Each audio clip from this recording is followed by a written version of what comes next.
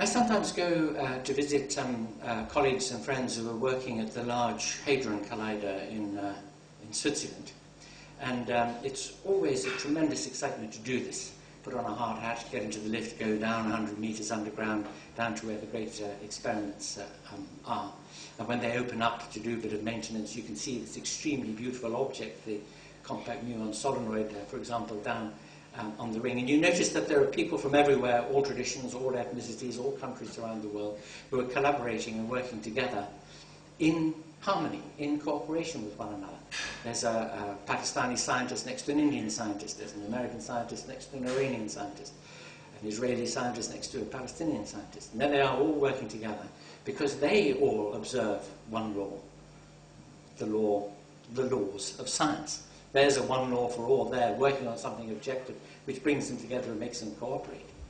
And just a few miles away, there's the Human Rights Council, rather amusingly so called, where many, many competing laws result in arguments, quarrels, differences of opinion. The same sets of people, Pakistanis and Indians, Israelis and Palestinians, Americans and Iranians, whatever it might be, at one another's throats, because they don't share a common outlook. They don't have an objective set of parameters that govern how they think and how they interact with one another. And the contrast, there they both are in Geneva, there they both are side by side, marking a dramatic contrast with one another. In the one place, an agreed single set of principles by which they live and operate, and in the other, a multiplicity, a babel of voices and of disagreements which divide them and keep them divided. And the more they talk to one another, the more divided they become as a result. So let's come back to our own situation here and think.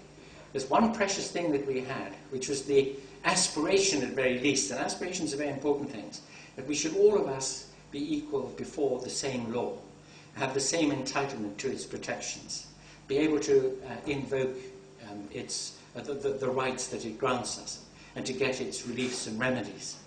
I mean, of course, the richer you are, the easier it is to get those things. That's true. But in principle and in aspiration, that is the situation. And now imagine that little pockets of people around the country are not getting access to that one law. They're not being able to appeal to the protections of something which should be treating everybody equally, but in fact are being discriminated against because of traditionalist or religious or communitarian considerations. That's not right. That goes against the whole current of what has produced the situation that we should be living in now. And that is why this campaign and the people who so courageously have set it up and are fighting it are indeed fighting it. That's the importance of it.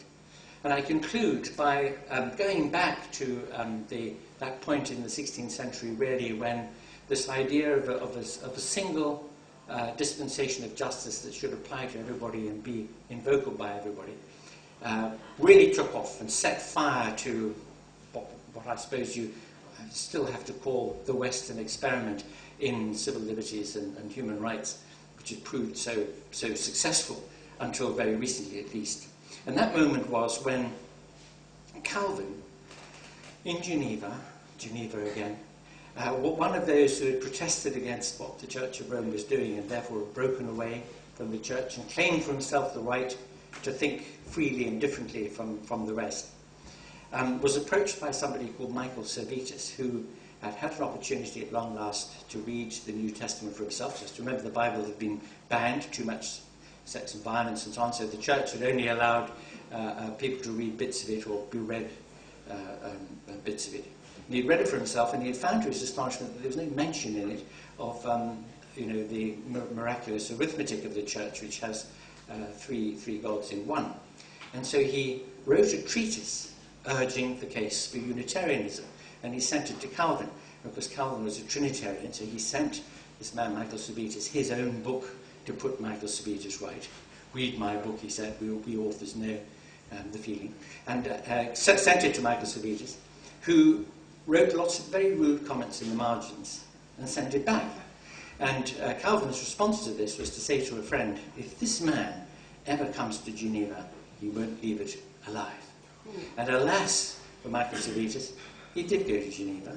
He was arrested for blasphemy and heresy, because he was a Unitarian, disagreed with the orthodoxy on the Trinity, and he was prosecuted, and he was condemned to death, and he was burned at the stake. Now it happened that there was a friend of Calvin's, a man called Sebastian Castellio, who was famous for the beauty of his Latin prose. He wrote almost like Cicero, who was the most admired Latin author in the Renaissance period, and had been set to work by a lot of the Protestants in Switzerland to translate the New Testament into pure Ciceronian Latin as a chapbook, really, for education of youths, because the Protestants didn't want the youths in question to be exposed to Catullus and Ovid and all those rather salacious writers. And that's what Sebastian Castellio was doing when Michael Servetus was burned at the stake. And he wrote a letter to Calvin, and he said, hang on a second, you have claimed for yourself the right to think for yourself. You've claimed the liberty of conscience for yourself, and you've been party to killing somebody who disagrees with you. You haven't granted them the same right. You live by a law you've chosen for yourself, and you don't extend it to somebody else. And this letter was published, and it was like a spark, because the whole of Europe really was ready, like tinder, for that spark. And it immediately burst into flame. Everybody said, yes! I mean, imagine if Twitter had existed in those days. The view that Castellio had put to Calvin, that argument, went like wildfire around Europe, and everybody thought to themselves, if the leaders of these movements, like Calvin and Zwingli and Luther and the others, can claim this right for themselves, then so can we. We are going to be governed by the same law as them. One law for all. A sense of intellectual justice as well as a sense of spiritual justice, a sense in general of justice. And that is what has underlain the whole development of the idea of civil liberties, rights and the rule of law in the West, accompanied as it has been, because it has given people the opportunity and the freedom to do it, to develop science, to develop literature, to explore history, to think about the world, to broaden the horizons of human possibility and human action. And all that flowers from this one deep principle that we, all of us, should be governed by the same law. So let's keep fighting this campaign until we win. Thanks very much.